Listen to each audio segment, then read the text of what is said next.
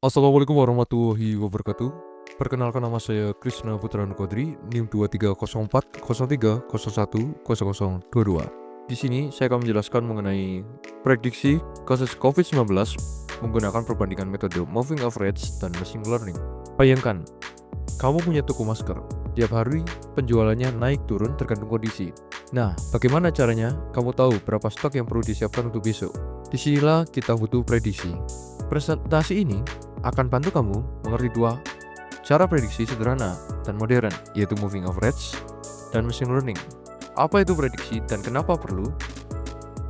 Prediksi itu kayak ngeramal, tapi pakai data, bukan kartu tarot. Misalnya, kita lihat data kasus COVID-19 7 hari terakhir, lalu kita coba tebak besok bakal naik atau turun. Kenapa ini penting? Biar kita bisa siap-siap. Misalnya rumah sakit, pemerintah, bahkan masyarakat jadi bisa ambil keputusan lebih bijak. Baik, sekarang apa itu moving average? Coba bayangkan kamu jual telur pada hari Senin, penjualannya sekitar 10, Selasa 12, Rabu 8.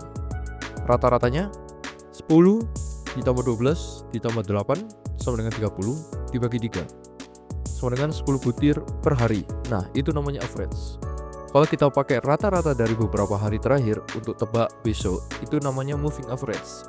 Jadi kita geser terus datanya tiap hari. Sedangkan apa itu machine learning? Machine learning itu kayak ngajarin anak kecil belajar jalan.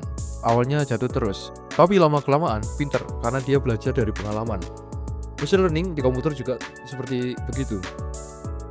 Kita ngasih banyak data, misalnya kasus COVID selama 60 hari, dia belajar polanya, lalu bisa nebak besok gimana. Keren bukan? Bayangkan kamu menabung dan kamu mau tahu berapa rata-rata uang yang kamu tabung setiap minggu. Sama kayak moving average, hitungnya per rata-rata jumlah kasus beberapa hari terakhir. Simple, cepat, dan bagus.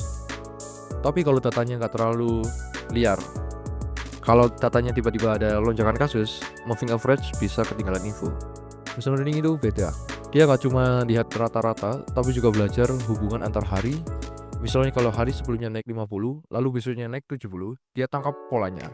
Model linear regression itu kayak gambar garis lurus yang mendekati semua titik data. Lebih canggih tapi butuh belajar dulu.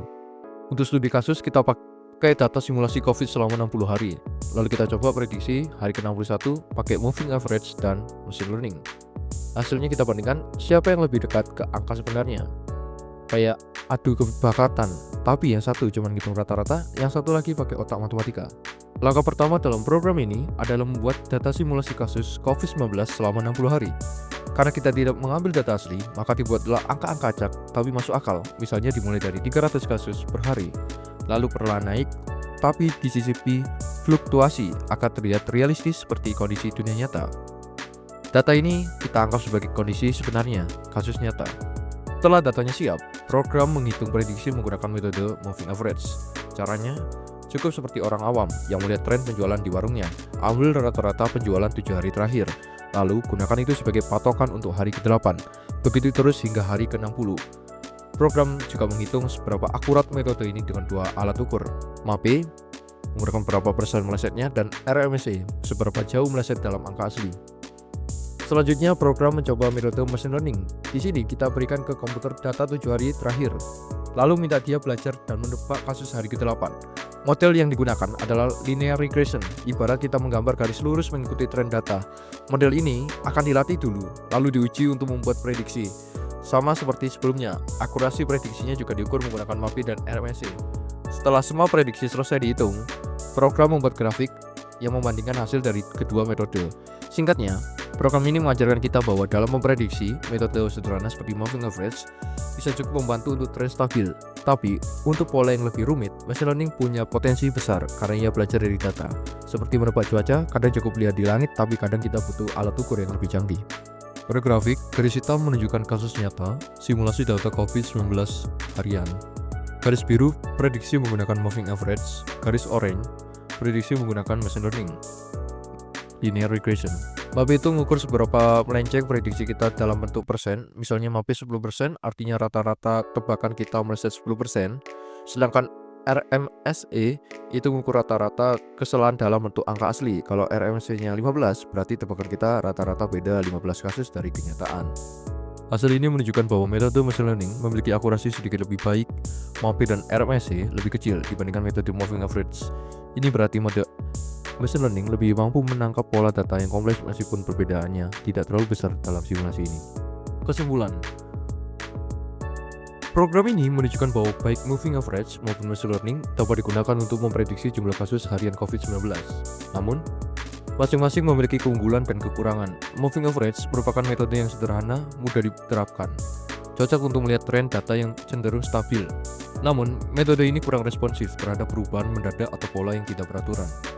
Sementara itu, machine learning dengan model linear regression mampu mempelajari pola yang lebih kompleks dari data historis, meskipun memerlukan proses pelatihan model dan pemahaman fitur input.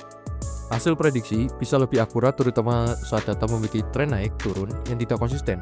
Dalam simulasi ini, linear regression menunjukkan tingkat akurasi yang sedikit lebih baik dibandingkan moving average berdasarkan perhitungan MAPI dan RMSE.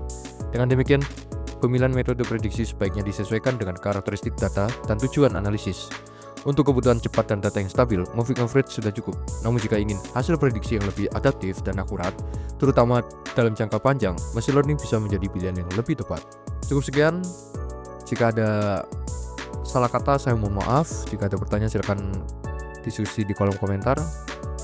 Wassalamualaikum warahmatullahi wabarakatuh.